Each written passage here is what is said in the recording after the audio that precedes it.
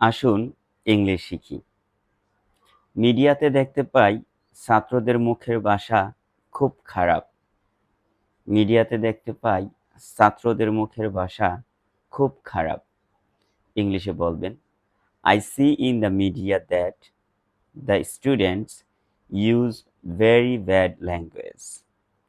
I see in the media that the students use very bad language. তারা অশ্লীল ভাষা ব্যবহার করছে। তারা অশ্লীল ভাষা ব্যবহার করছে। ইংলিশে বলবেন, they are using offensive language. They are using offensive language. এরা কাউকেই সম্মান করছে না। এরা কাউকে সম্মান করছে না।